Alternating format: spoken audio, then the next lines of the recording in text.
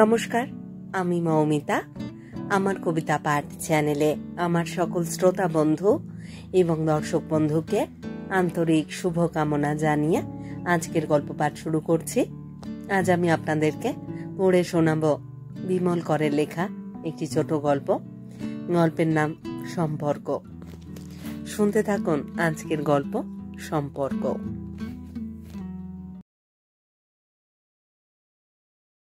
দুধের কাপ টেবিলে নামিয়ে রেখে অনিলা সামনে চেয়ারটায় বসল। শৈলেশ বলল, আজ আবার কে এসেছিল? তোমার কোনো ফ্রেন্ড?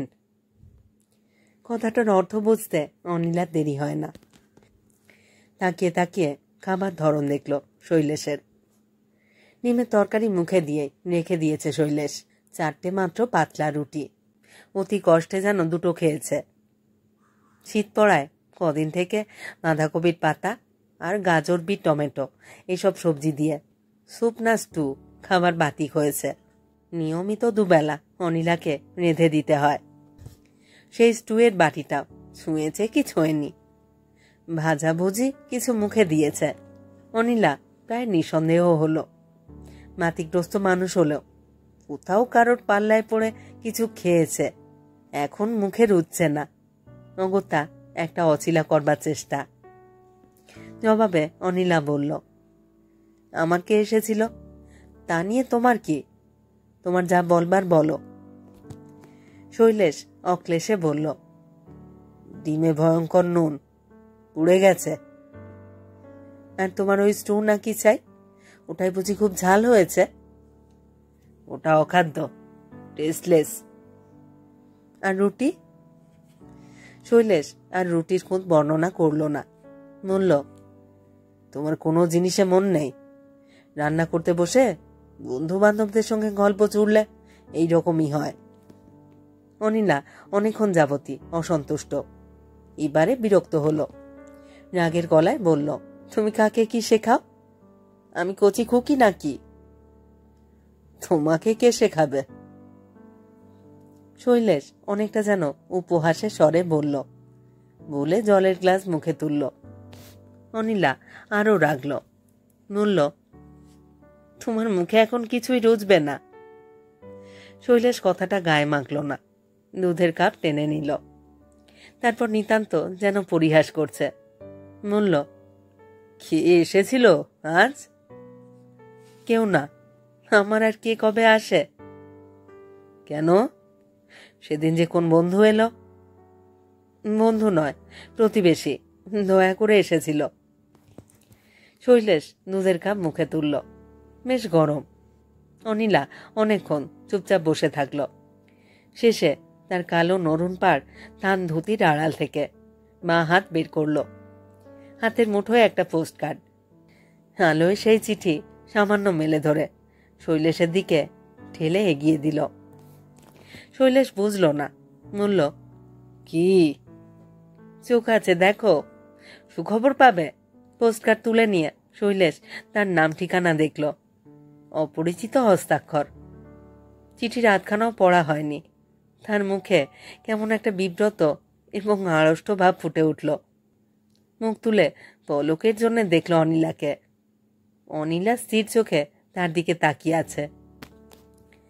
তাড়াতাড়ি মুখ নামিয়ে বাকি চিঠিটা অতি দ্রুত পড়ে নিয়ে শৈলেশ কেমন সংকুচিত, লজ্জিত, অস্থির হয়ে বলল, বাহ, এ তো বেশ রসিকতা। কে এই রসিকতা করল? তুমিই জানো। অনিলা শুকনো গলায় ছোট করে জবাব দিল, আমি কিছুই জানি না। শৈলেশ খুব জোর গলায় প্রতিবাদ করল। তারপর যেন তার কিছু মনে পড়ে গেল। বলল, হ্যাঁ, এ নিশ্চয়ই শিবদাস কিংবা মজুমদারের কাণ্ড। সেদিন হাসি ঠাট্টা হচ্ছিল, ওরাই কেউ করেছে। ননসেন্স। ছি ছি, ভদ্রলোক কি ভাববেন? ভাববার কি আছে, তিনি তো খুশি হবেন। অনিলা পাল্টা জবাব দিল। শৈলেশ দুপলক অনিলার মুখ দেখল। অনিলার এই বাঁকা পরিহাস তার পছন্দ হলো না, ভালো লাগলো না। বলল, কি খুশি হবে না হবে তাতে আমার কিছু আসে যায় না। বলে সামান্য থেমে যেন তৃতীয় জন কাউকে শোনাচ্ছে বলল, আমার আর কাজ নেই, কাগজের বিজ্ঞাপন দেখে বিয়ের চিঠি লিখব 45 বছর বয়সে? ছেলে মানুষই করবার বয়স আমার নেই। বয়স না থাক, শান্ত হতে পারে? অনিলা যেন ঠোঁট জুড়ে হাসল। শৈলেশ প্রথমে কিছু বলল না, তারপর বলল, তা পারে বলে গম্ভীর হয়ে গেল। দুধের কাপের উপর চোখ রেখে কিছুক্ষণ চুপচাপ বসে থাকলো, নিঃশ্বাস ফেলল, তারপর বলল, স্বাদ মেটাবার ইচ্ছে থাকলে আরো আগেই মেটাতে পারতাম। অনিলা আর কিছু বলল না। কিছু সময় পরে শৈলেশের শোবার ঘরে হাতের কটা খুচরো কাজ সারতে এলো অনিলা। জলের গ্লাস রাখলো।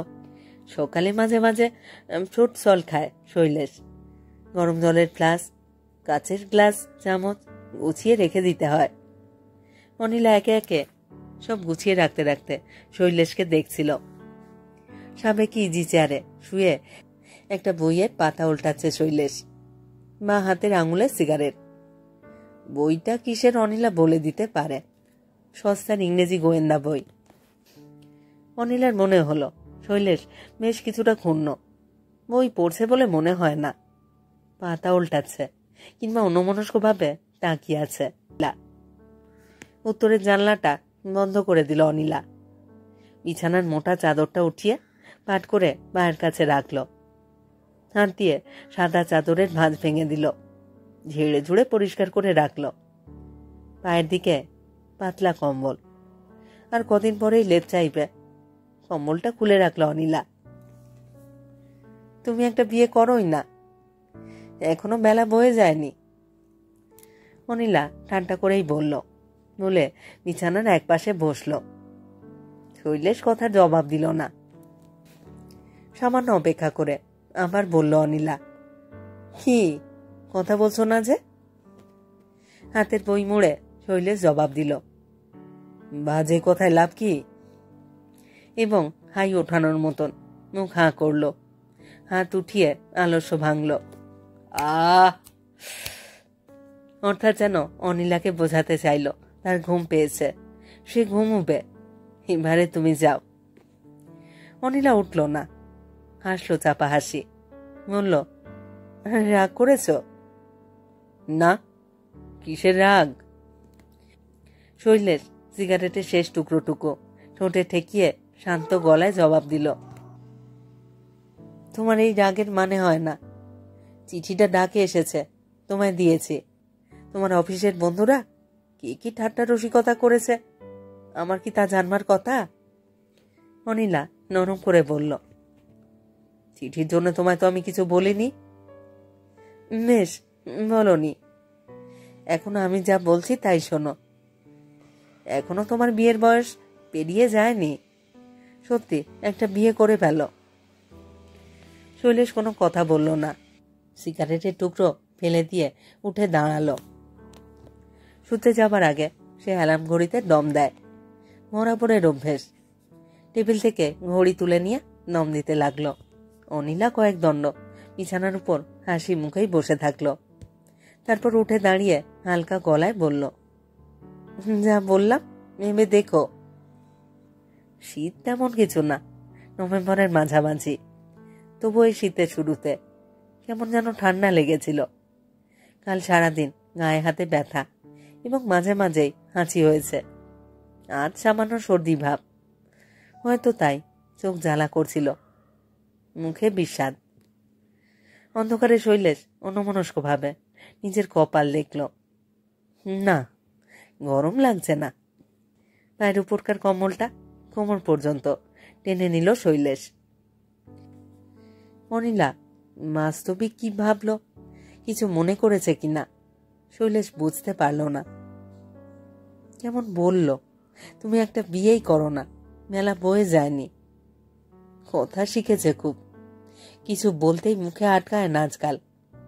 অক্লেশে বলল, বয়স না থাক, স্বার্থ হতে পারে। শৈলেশ অন্য সময় এতটা ক্ষুব্ধ হতো কিনা বলা যায় না, কিন্তু আজ হয়েছে। অনিলার উচিত ছিল কিছু বলবার আগে কথাটা ভাবা। বিয়ের স্বাদ হলে অনেক আগে না হোক, 2-4 বছর আগে সে বিয়ে করতে পারত। তখন বয়স 40-এর নিচে এবং অবস্থাও সামান্য বদলে এসেছে। একটা বিয়ে করা তখন একেবারে অসম্ভব ছিল না। চাই কি, চাকরি করা কোনো মেয়েকেও বিয়ে করা যেত। মানুষ মানুষকে কোনো দিনই ভেতর ভেতর বুঝতে পারে না। তোমায় আমি উপর থেকে যতটুকু দেখছি, তোমায় আমার যতটা কথা হলো, সামাজিক কি পারিবারিক আদান প্রদান, তার উপরই তোমায় দেখছি, কিংবা আরো একটু বেশি হয়তো। এই অনিলা আজ 8-9 বছর তার সংসারে। মনে করলে হাসি পায়, দুঃখও হয়। এলো যখন, তখন 18-19 বছরের মেয়ে, রোগা, নির্বোধ, চরম দুস্থ। মনোরঞ্জনকে নাকি মুগ্ধ করেছিল। আর মনোরঞ্জন, যার কোনো চালচুলো ছিল না, দায়িত্ব ছিল না, নিতান্ত হাউই বাজি, আগুন লাগতে সব কাজে হুশ করে জ্বলে উঠে ছিটকে পড়ত এবং অচিরেই ছাই হয়ে যেত। সেই মনোরঞ্জন কাঁথি থেকে মেয়েটাকে ঘাড়ে করে নিয়ে হাজির। বলল, আমার বউরে শৈল, বিয়ে করে ফেললাম। শৈলেশ বিমূঢ় হয়েছিল। কে? রংটা ফর্সা যদিও, তবু গায়ে মাংস নেই যেন, শরীরে বার নেই, গড়ন পুরো ওঠেনি। লম্বা পাতলা মুখ, নাকটা টিয়া পাখির মতন, বড় বড় 2 নির্বোধ চোখ, পরনে একটা ঘোর লাল শাড়ি, সিঁথিতে চওড়া সিঁদুর, পায়ে বুঝি মনোরঞ্জনেরই চটি। আড়ালে শৈলেশ বলল, ওকে কেউ ঘাড়ে চাপিয়ে দিয়েছে তোর, নাকি নিজেই চেপে বসেছে? মনোরঞ্জন মাথা ঝাঁকিয়ে বলল, আরে না রে, আমি চান্ড হয়ে গেলাম। মনে জোর যা, তুই বুঝবি না। সাপের মুখের সামনে পা ভাড়িয়ে দিতে পারে। ওকে নিয়ে থাকবি কোথায়? এখন তোর কাছেই তো থাক, পরে একটা হিলে করব। মনোরঞ্জন ওই রকমই, সম্পর্কে ভাই, মাসুতো, বয়সও সমান সমান, বন্ধু তো বটে। কিন্তু এই বিয়ের বোঝা সে যেভাবে শৈলেশের ঘাড়ের উপর চাপিয়ে দিল, তাতে শৈলেশ খুশি হতে পারল না। মা বললে, ঘরের বউ রাস্তায় গিয়ে থাকবে নাকি ওই বাউন্ডুলের সঙ্গে? অনিলা তখন থেকেই এই বাড়িতে পাকাপাকি ঠাঁই পেয়েছে। মনোরঞ্জন অথবা মা কেউই তলিয়ে দেখেনি, বোঝেনি শৈলেশের যৎসামান্য চাকরিতে এই বোঝা বয়ে যাওয়া কতটা কষ্টকর। হয়তো এতটাই কষ্টের হতো না যদি না শৈলেশ আরো কটা দায়িত্ব বইত। দিদির সংসারে কিছু সাহায্য ছিল, দেশে জ্যাঠামশাইকে 25 সৃষ্টি করে টাকা মাসে মাসে পাঠিয়ে পিতৃঋণ শোধ করতে হতো। একবার ঝোঁকের বসে শৈলেশ জ্যাঠামশাইকে লিখেছিল। জ্যাঠামশাই খুশি হয়ে জবাব দিয়েছিলেন, যোগ্য পুত্রের মতনই কথা তোমার, আজকাল কজন আর পিতৃসত্য পালন করে? সংসারের সেই সময়কার চেহারাটা ভাবলে শিউরে উঠতে হতো। 28 টাকার চাকরিতে অন্ন, বস্ত্র, ঋণ শোধ, অসুখ বিসুখ, তারপরও কত কি রোজগারের জন্য। তখন শৈলেশ ছেলেও পড়াতো, কখনো কখনো ইন্স্যুরেন্সের দালালি করত। জীবনে কয়েকটা জিনিস শৈলেশ খুব গোড়ামির সঙ্গে পালন করত। তার একটা ছিল সম্ভ্রমবোধ, অন্যটা দায়িত্ব। আত্মসম্মান, শোভনতা, ভদ্রতা ইত্যাদির জন্য সে কখনো চাকরিতে খোসামত করেনি। দূরসম্পর্কীয় আত্মীয়দের বাড়িতে ধর্ণা দেয়নি। শোভনতা ও ভদ্রতা বিষয়ে সে এত সচেতন ছিল যে ছেঁড়া লুঙ্গি পরে বাজারে যেত না, বন্ধুদের পয়সায় চা সিগারেট খেত না। দারিদ্র্যের নোংরামি সে ঘৃণা করত। দরিদ্রের জীবনে তার আপত্তি ছিল না। এসব সত্ত্বেও শৈলেশের সবচেয়ে বেশি গোঁড়ামি ছিল দায়িত্ব সম্পর্কে। বলা যায় দায়িত্ব বিষয় তার এক ধরনের মানসিক উদ্বেগ ছিল। সংসারের নানান দায়িত্বের সঙ্গে মনোরঞ্জনের দায়িত্ব কিছু ছিল। হুট করে বিয়ে করে এনে মনোরঞ্জন সেই দায়িত্ব স্থায়ীভাবে ঘাড়ে তুলে দিল। বিয়ের মাস 5-6 পরে মনোরঞ্জন কলকাতার রাস্তায় মশাল জেলে মিছিল বের করেছিল। সেই মশালের আগুনে একটা বাচ্চা পড়ল, মনোরঞ্জনও পড়ল। হাসপাতালে একটানা 3 মাস বিকৃত বিভৎস চেহারা নিয়ে পড়ে থাকতে থাকতে মরে গেল।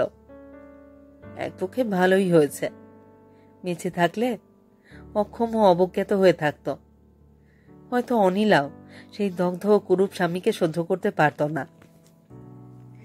মনোরঞ্জন এত নাটুকে ছিল, হাসপাতালে দেখা করতে গেলে বলতো, শৈল, আমি বরাবরই জানতাম হট করে একদিন মরে যাব।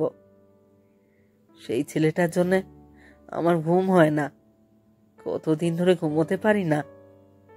আমি এখনো বেঁচে আছি কেন? ভগবানের এই বড় অন্যায়। হাসপাতালে অনিলার যাওয়া নিষিদ্ধ ছিল, মনোরঞ্জনই বারণ করত।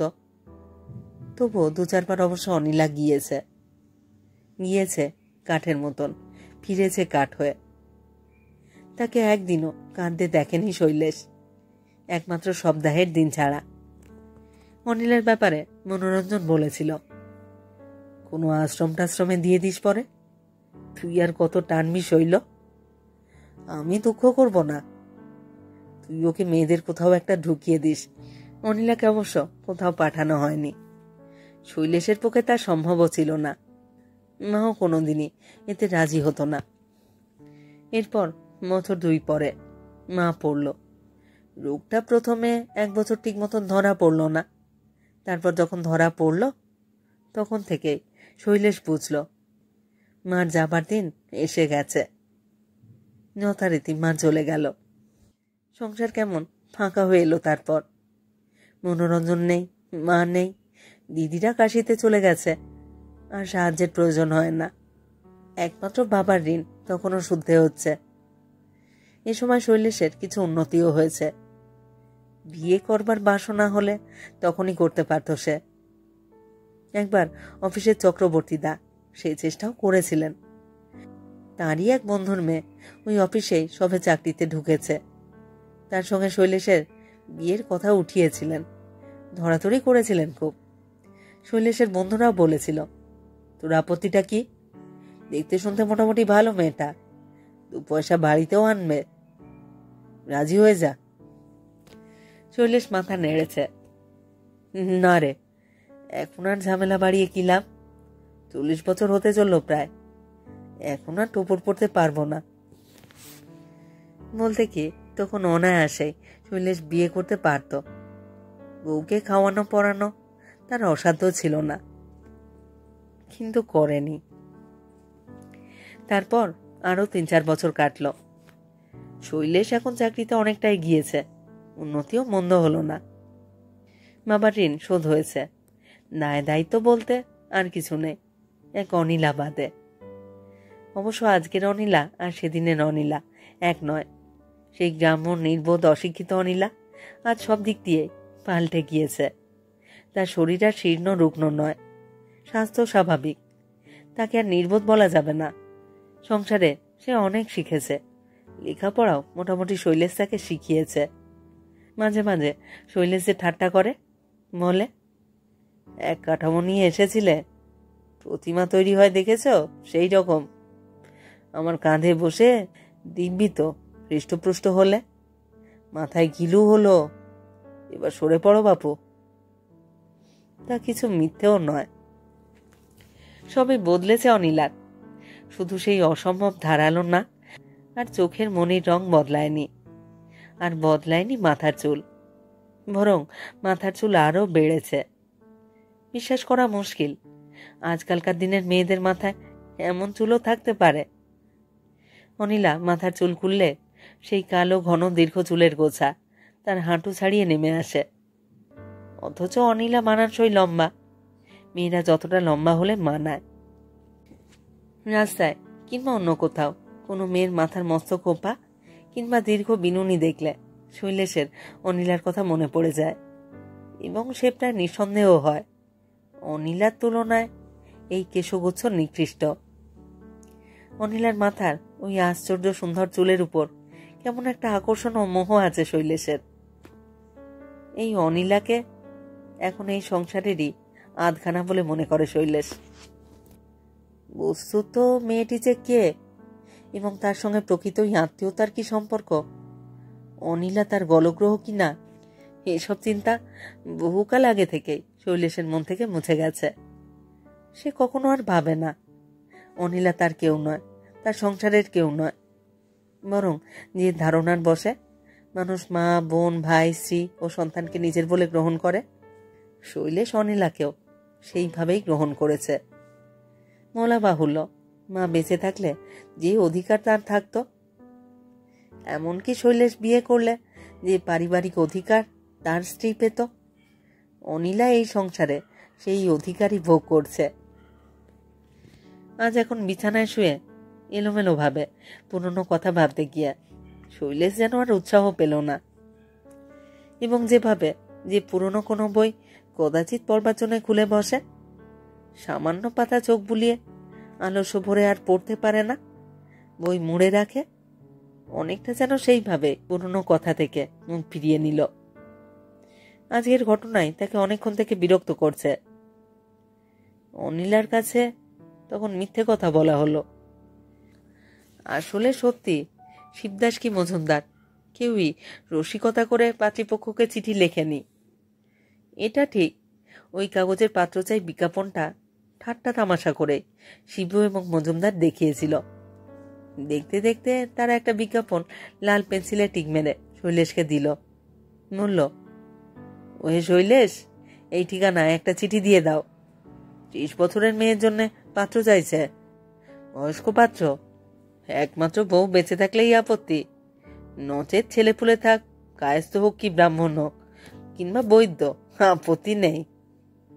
পাত্রী প্রবাসী বাঙালি, তোমার সুটেবেল। এরকম হাসি ঠাট্টা ওরা করে শৈলেশকে নিয়ে, এবারও করেছিল। কিন্তু কোনো কোনো সময় যেন মাত্রা হারিয়ে কিছু করে ফেলে মানুষ। শিবুরা তাই করেছিল। শৈলেশ যে প্রায় বৃদ্ধ হতে চলেছে এবং এখন বিয়ে করলে ওই রকম প্রবীণা কাউকে বিয়ে করতে হবে, তাতে তারা দ্বিমত নয়। বরং বলা যায় শৈলেশের বিয়ের দিন চলে গেছে বলে এখন আর বিয়ে হবে না। সপুত্র সকন্যা কোনো বিধবার ভরণ পোষণের ভার নেওয়াই হতে পারে। এই পাত্রীটি কিন্তু বিধবা নয়, শৈলেশ বলল। ও কথা কি বিজ্ঞাপনে লেখে ভাই? নেগোসিয়েশন করো, দেখবে ক্রমশ রহস্য উদ্ঘাটিত হবে। মজুমদার জবাব দিল, আর প্রবাসে আরো কত কি আছে। কি বলো মজুমদার? শিবু বলল, থাকাই সম্ভব। শৈলেশ তখন আর কিছু বলেনি, কিন্তু তারপর বিকেলে অফিস থেকে বেরিয়ে যখন ট্রাম ধরতে গিয়ে আর ট্রাম ধরল না, আসন্ন শীতের মৃত বৈকালের দিকে তাকিয়ে অন্যমনস্ক হয়ে হাঁটতে লাগলো। হাঁটতে হাঁটতে ভিড়, গাড়ি ঘোড়া, কোলাহল, রাক্ষসে বাড়িগুলো পেরিয়ে ফাঁকা রাস্তায় এসে দাঁড়ালো। তারপর মাঠে, শেষে আউটরাম ঘাটে। তখন বিকেল মৃত, আকাশও শূন্য ধূসর হয়ে গেছে। গঙ্গার জল কালো, জাহাজগুলো প্রায় অন্ধকারে দাঁড়িয়ে। নদীর জলে অদ্ভুত এক শব্দ হচ্ছে, যেন এই শব্দ সময় প্রবাহকে ভয়ঙ্কর ভাবে অনুভব করিয়ে দিচ্ছে। শৈলেশ বসল। তার মাথার উপর অজস্র পাখি গাছ থেকে গাছে উড়ে রাত্রের আশ্রয় করে নিল। স্টিমারের ভোঁ বাজল। অকস্মাৎ অনুভব করল সে আশা এবং আকাঙ্ক্ষা, প্রত্যাশা এবং প্রাপ্তির জগৎ পেরিয়ে চলে এসেছে। নিজেকে বৃদ্ধ বঞ্চিত মনে হলো। দুঃখ হলো না, দুঃখ নয়, অদ্ভুত এক বেদনা তাকে অধিকার করল। মনে হলো যেন সে এমন একটি সীমানা ছাড়িয়ে এসেছে যে সীমানার পর স্বভাবতই সে আর কিছু কামনা করতে পারে না।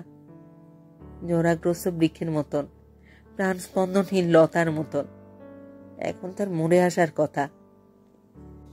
শৈলেশ সম্ভবত নিজেকে ঠিক এখনই পরিত্যক্ত বলে ভেবে নিতে পারল না, এবং বস্তুতই সে জীবনের স্বাভাবিক দাবিদার হবার সামর্থ্য রাখে কি না রাখে, কিংবা সে আকাঙ্ক্ষা করলে যৌবনের সামগ্রী পেতে পারে কি না পারে, যেন তারই এক পরীক্ষায় নামল। পরের দিন নিতান্ত কৌতূহল বশত খানিকটা বা হটকারিতা করে, কিংবা শিবু এবং মজুমদারদের উপর ক্ষুব্ধ ও ক্ষুণ্ণ হয়ে, এবং সেই মানসিক হতাশা বসে একটা চিঠি গোপনে বিজ্ঞাপনের ঠিকানায় পাঠিয়ে দিল। নীল ছোঁড়া হয়ে যাবার পর অবশ্য নিজের ছেলে মানুষিতে নিজেই লজ্জিত হয়েছে শৈলেশ। কথাটা গোপনে রেখেছে, আর দিন 2-4 অস্বস্তির সঙ্গে কাটিয়ে ও বিষয়টা প্রায় ভুলেই যাচ্ছিল। সত্যি তার মনেও ছিল না ঠিক। অথচ আজ হুট করে একটা জবাব এসে গেল। চিঠিটা খামে এলেও কথা ছিল। পোস্টকার্ডে কি করে ভদ্রলোক বিয়ে থার কথা লেখে? শৈলেশ ভেবে পেল না। ভদ্রলোকের উপর রাগ হলো। অত্যন্ত কৃপণ এবং জ্ঞানহীন ভদ্রলোক। নিজের উপরেও অসন্তুষ্ট হলো শৈলেশ।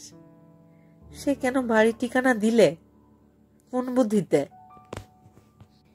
এই পাড়ায় আসবার পর শৈলেশ কেমন প্রত্যেকটি চিঠিতে পুরো ঠিকানা লেখার অভ্যেস করে ফেলেছে। সেই অভ্যাসেরই পরিণাম। যাই হোক, শৈলেশ ভাবল, যা হবার হয়ে গেছে। অনিলা হয়তো কিছু মনে করলেও করে থাকতে পারে, উপায় নেই। সেই চিঠির জবাব দেবে না। ঘুমোবার আগে শৈলেশ অবশ্য এ সান্ত্বনাও পেল যে এখনো সে বিয়ের বাজারে অচল হয়ে যায়নি। দিন 15 পরে আবার সন্ধেবেলা বাড়ি ফিরতে অনিলা কিছু বলেনি। পোশাক আশাক ছেড়ে শোবার ঘরে বসে শৈলেশ এডগার ওয়ালেস পড়ছে। অনিলা চা এনে দিল। শৈলেশ বলল, তোমার আজ খুব সুমতি যে। ভেবেছিলাম এখন আর চা করবে না। চায়ের কাপ এগিয়ে দিয়ে অনিলা বলল, তোমার সেই বাদিবরণ বাবু এসেছিলেন আজ। কি বাদিবরণ? নামটাই ভুলে গেলে? অত ঢাকাঢুকির কি আছে? বিয়ে করবে করো, আমি কি মেয়ে ভাগিয়ে দিচ্ছি?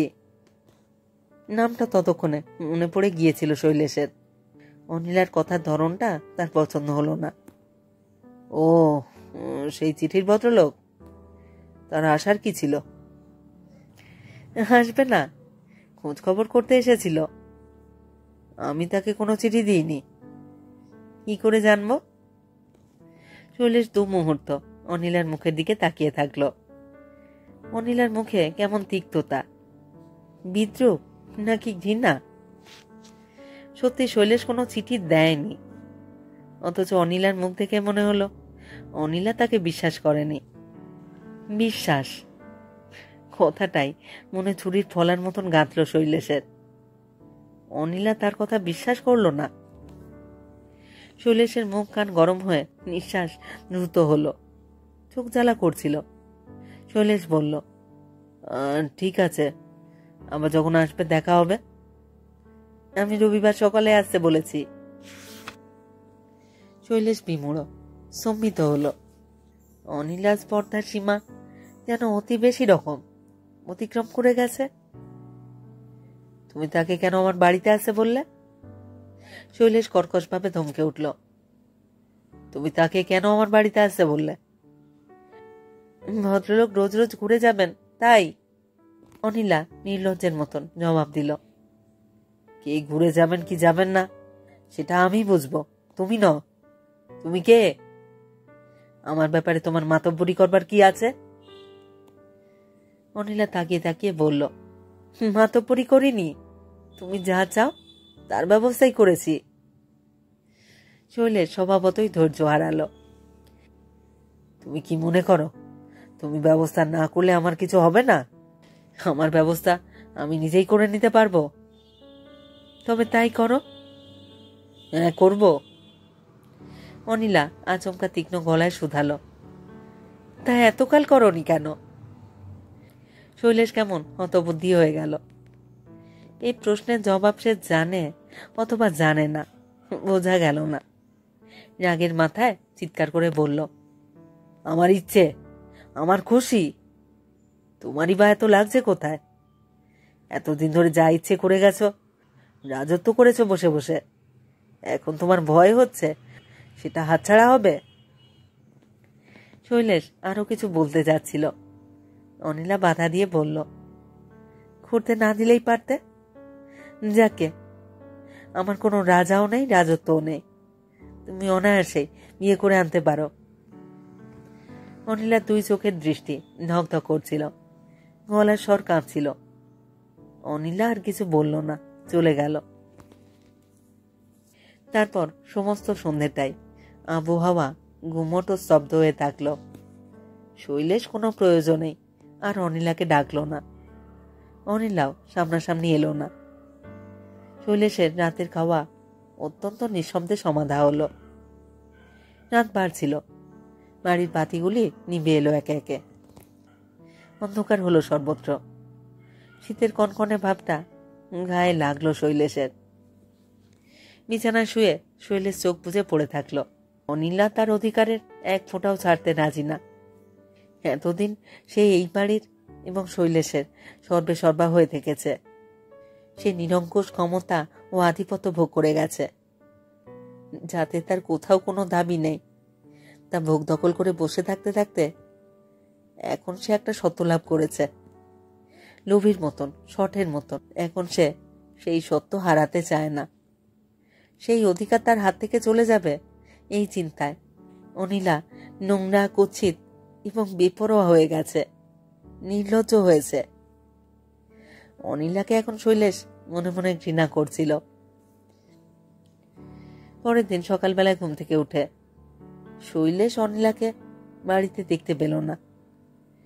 তার আর কোথাও যাওয়ার কথা নয়, যায় কদাচিৎ ভবানীপুরে, নির্মলা আশ্রমে। যেতে হলে বলে যায় শৈলেশকে। এছাড়া পুরনো পাড়ার সুষমাদের কাছে কখনো সখনো যায়। অনিলা কোথায় গেছে শৈলেশ বুঝতে না পারায় বিরক্ত হলো।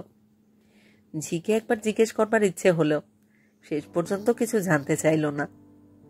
যথারীতি চা খেলো, কাগজ দেখলো, নাড়ি কামালো। শীতের বেলা, দেখতে দেখতেই 9টা বাজল। স্নান সারল শৈলেশ। জি রান্না শেষ করেছে, অনিলা ফেরেনি। ভাত খেয়ে পোশাক পাল্টাতে পাল্টাতে একবার মনে হলো অনিলা ফিরেছে। পরে বুঝলো ঝি চেঁচিয়ে চেঁচিয়ে পাশের বাড়ির কারোর সঙ্গে কথা বলছে।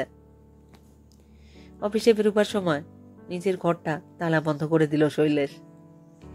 ঝিয়ের জিম্মায় বাড়িঘর খোলা থাকলো বলে তার দুর্ভাবনা হলো না। তার রাগ হলো এই ভেবে যে অনিলা বড় বেশি বাড়াবাড়ি করছে। সে কি এই বাড়ি ত্যাগ করে শৈলেশকে জব্দ করতে চাইছে? করুক, করুক না। অনিলাকে আশ্রয় দেবার মতন কত যে লোক আছে কলকাতায় শৈলেশ জানে। 2টো মিষ্টি কথা একবেলা কি দুবেলা বলবে। তারপর শৈলেশ যখন ট্রামে উঠল তখন শুনল সকালে টালিগঞ্জের ব্রিজের কাছে একটি মেয়ে কাটা পড়েছে খুব ভোরে। শোনা মাত্র তার বুকের মধ্যে কেমন একটা আতঙ্ক লাফিয়ে উঠল। কেউ জানে না কত বড় মেয়ে। কেউ বলল বউ, কেউ বলল বয়স্কা মেয়ে। অনিলা কিন্তু গাড়ি টাড়ি চড়ায়, তেমন অভ্যস্ত নয়। বাড়ি থেকে একা খুব কমই বেরোয়। পথঘাট সে খুব একটা চেনে এমনও মনে হয় না। অফিসে পৌঁছে শৈলেশের কিছুতেই মন বসছিল না।